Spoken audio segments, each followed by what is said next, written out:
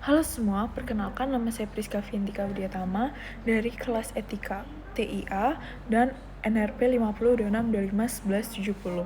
Dan di sini saya akan menjelaskan seputar studi kasus yang telah saya dapatkan. Secara singkatnya, saya mendapatkan studi kasus mengenai kasus Enron, di mana kasus Enron ini terjadi ketika pasar listrik di California dibuka untuk perusahaan swasta. Dan Enron melihat ini sebagai peluang untuk memperoleh keuntungan yang sangat besar. Di depan publik, Enron tuh mengakui kalau sudah menjalankan bisnisnya dengan standar etika yang ada.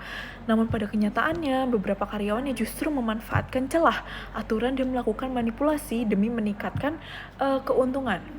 Akibatnya, harga listrik pun menjadi naik dan adanya pemadaman listrik, sehingga pada akhirnya adanya skandal tersebut membuat Enron bangkrut pada tahun 2001.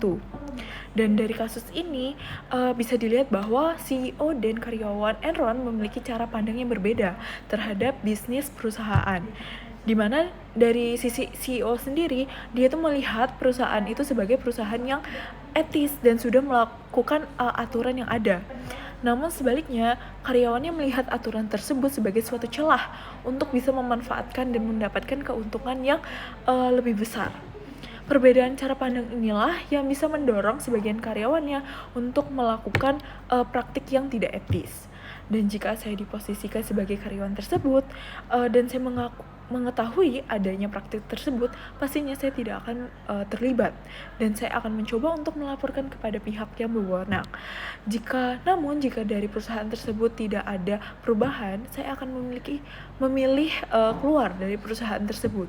Dan menurut saya, keuntungan tersebut tidak seharusnya diperoleh dengan cara yang merugikan orang lain atau melanggar dari etika bisnis itu sendiri. Sekian opini dari saya. Terima kasih.